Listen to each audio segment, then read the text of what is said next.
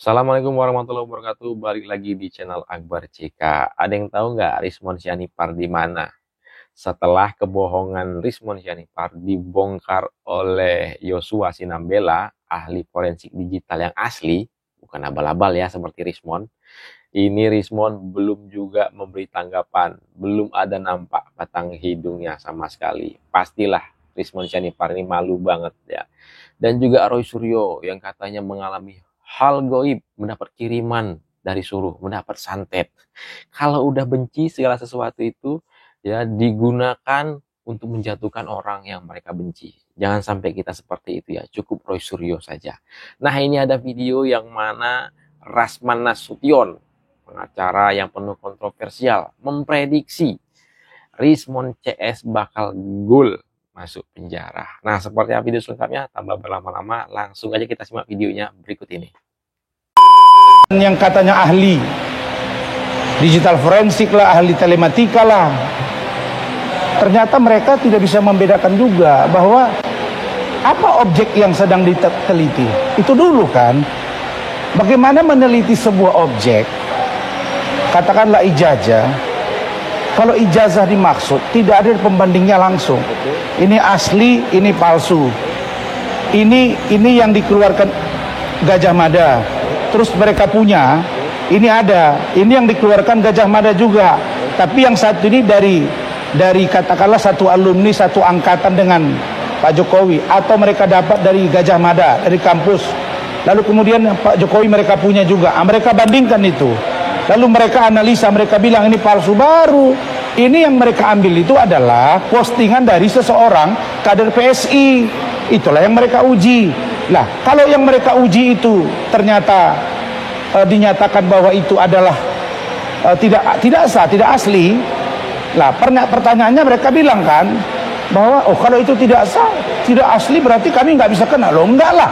Mereka mengatakan itu ijazah Pak Jokowi. Lalu kemudian mereka bilang itu palsu, ya sudah terbranding opini publik bahwa Pak Jokowi menggunakan ijazah palsu. Ya, palsu. Nah, kalau sekarang baru dikatakan itu telat.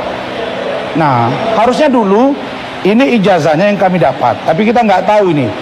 Ini Insinyur Haji, maaf, ini Joko Widodo ini, apakah Joko Widodonya yang disingkat dengan Jokowi dan yang Jokowi maksudnya adalah Jokowinya Presiden RI ke-7 atau Jokowi yang lain, kan begitu. Tapi itu mereka tidak dalami. Makanya saya lihat tadi malam di acara TV pun, ya saya yakin kalau Pak Jokowi nggak memaafkan mereka, 4-4 ini gol ini, gol. Ya, kenapa? Karena aspek pencemaran nama baiknya dan fitnahnya saya kira terpenuhi. Itu pandangan saya. Saya tidak ada masalah dengan Mas Roy, itu teman baik saya. Mas Roy ini sering WA-an kami. Nah, tapi kalau memang Rizmon ya tidak ya, kita juga sempat mengkritik dia karena dia membawa nama Bang Hercules waktu itu kan. Saya sempat komentari. Tapi setelah saya lihat Rizmon, Dr. Tifa, kemudian Pak Rizal ya, 4 orang ini, saya kira ya itu. Nah, untuk Bang Egy Sujana memang Bang Egy kurang sehat. Bang Egy kurang sehat. Memang Bang Egy sempat bertelepon dengan Bu Ida, kemudian Bu Ida kasihkan ke saya karena saya nggak bisa munafik bahwa saya pernah di tempat Bang Egy dan saya belajar dari Bang Egy, beliau guru saya. Tapi kan tindakan hukum beliau dengan tindakan hukum saya kan berbeda. Masing-masing kami. Jelas ya. Roy Suryo mengarang cerita bahwa dia mendapat serangan gaib. Roy tidak menyebut secara spesifik siapa yang menyerangnya. Namun dia menyebut serangan tersebut datang dari Solo. Ya, kita bisa paham lah yang datang dari Solo. Hampir pasti adalah Jokowi dan keluarganya. Roy menyampaikan cerita itu dalam wawancara di podcast Indo News pada 29 Mei. Cuplikan dari wawancara itu kemudian menyebar melalui medsos seperti TikTok. Apakah Anda percaya cerita itu? Percaya nggak cerita goib Roy Suryo yang katanya mendapat kiriman dari Solo, santet? Roy. Saya sih enggak ya. Tapi masalahnya cerita-cerita semacam ini lazim dilontarkan untuk mengacaukan cara berpikir masyarakat. Dan ada banyak orang yang mempercayainya. Padahal tidak ada cara untuk bisa memeriksa kebenarannya. Politik dan hukum adalah wilayah yang seharusnya dipahami sepenuhnya dengan rasional. Dengan akal waras, dengan akal sehat. Tapi ketika kemudian orang seperti Roy menggambarkan ini sebagai sesuatu yang supranatural, yang magis, yang gaib, Semua jadi serba berantakan. Dalam video itu, Roy mengatakan, apa yang terjadi adalah sebuah tindakan yang barbar, tindakan yang jahat. Dan karena itu, dia melaporkannya juga ke Komnas HAM. Menurut Roy, dia dari kecil memang sudah hidup di seputaran keraton. Dan memang ada hal-hal yang tak bisa dijelaskan. Roy secara spesifik menyebut kata gelembung Solo. Tapi kemudian dia bilang, ya saya senyumin aja. Yang jahat tetap jahat, ujarnya. Dan yang batil tetap batil. Insya Allah, balik ke orang yang mengirim, tambah Roy. Roy tidak menyebut siapa yang mengirim serangan itu, walau dia menyebut kata Solo. Tapi kata Roy, menurut orang-orang, si pengirim sudah terlihat kok. Yang makin kelihatan tremor, ujarnya.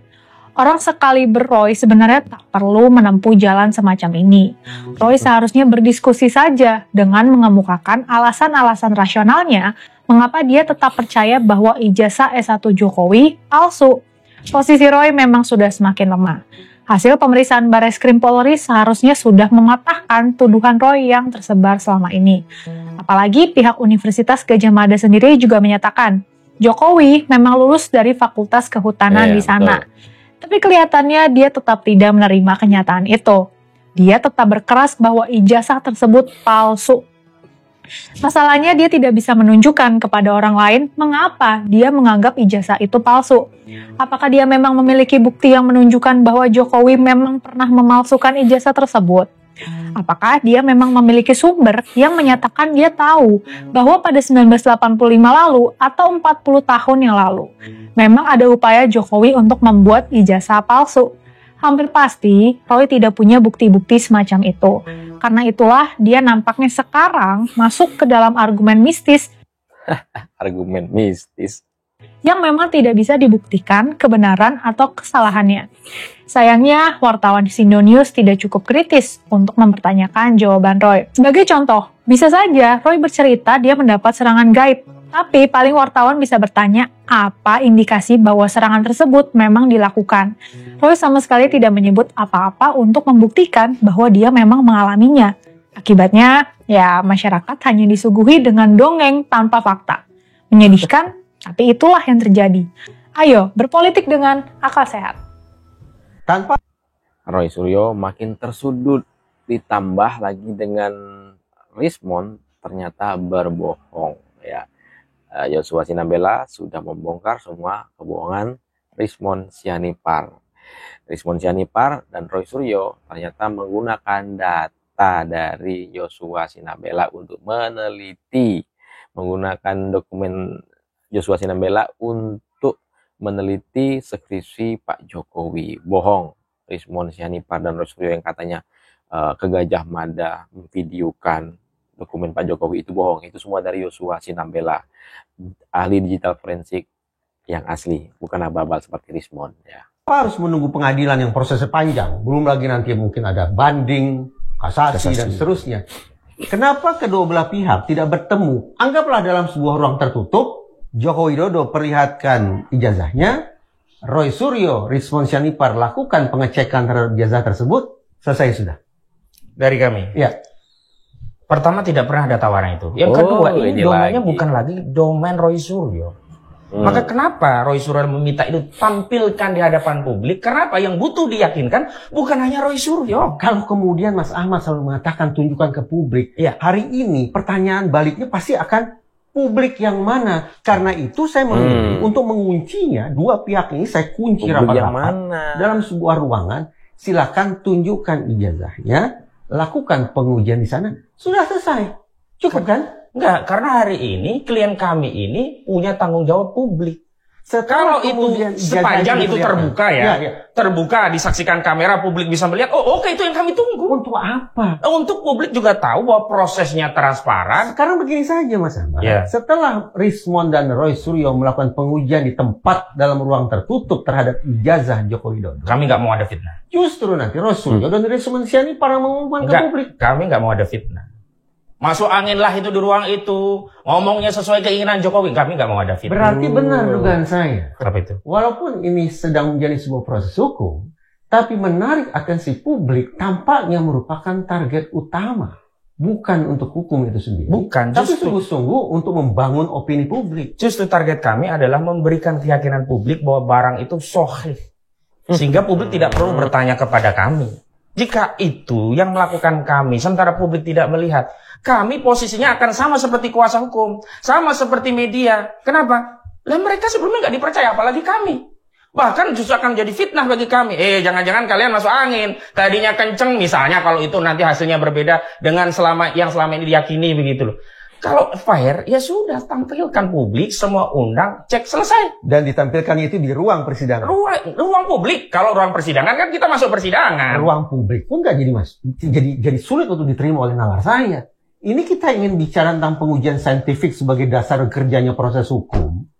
Atau sebetulnya sekali lagi, ini lebih pada untuk membangun opini publik. Jadi kalau membangun opini publik, ya ini politik, Mas Ahmad, bukan hukum. Jadi begini, ya. Kalau persoalan ini nuntut ijazah Pak Jokowi untuk diuji lab forensik, ya, udah diuji lab forensik, dinyatakan identik, dinyatakan asli. Ini masih ngotot lagi, minta ditunjukkan ke publik. Ini apa artinya kalau bukan tujuan itu politik seperti yang dikatakan Reza Indragiri tadi ya. Opini publik menjadi dasar bahwa ini politik, saya balik.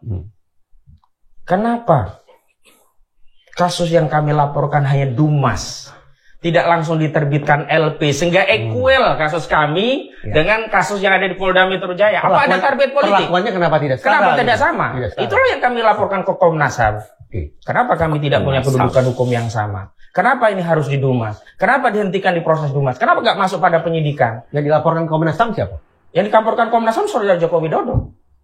Joko Widodonya? Joko Widodo. Loh, kok malah Joko Widodo? Iya, karena yang memperlakukan secara tidak fair adalah Polri. Anggaplah demikian. Kenapa dilaporkan ke Komnas HAM adalah Joko Widodo? Karena laporan Joko Widodo di dalamnya juga ada redaksi-redaksi yang menurut klien kami mengintimidasi. Misalnya, mana itu yang mengintimidasi? Saya sih kasihan, tapi yang mau gimana lagi begitu. Oh, alah. Jadi klien kami merasa ini intimidasi secara komunikasi, jadi kita kasihan pun sekarang dianggap intimidasi. Ya. Anjir, statement Pak Jokowi yang bilang kasihan, saya sebetulnya kasihan, dibilang intimidasi sama orang ini. Kan luar biasa nih pembenci. Karena bahasa Saudara Joko Widodo, kami selalu kaji, ini selalu sen kanan belok kiri. Kami tidak bisa mempercayai statement yang zohir, tapi kami kaitkan dengan sejumlah presiden. Ini ilmu tafsir jadi bermain ini. Ya. Ini luar biasa. Apapun yang dilakukan oleh Pak Jokowi, apapun yang disampaikan oleh Pak Jokowi itu salah di mata mereka, di mata pembenci ini ya. Kucing beranak pun yang salah Jokowi. Kentut pun mungkin Pak Jokowi salah juga menurut mereka ini. Tanda petik membela Jokowi apa untungnya, Mas Bambang? Itulah yang menjadi pertanyaan saya juga. Apa untungnya Polri itu? Artinya segala sangkaan busuk hati beliau ini. Enggak, ini bukan busuk hati.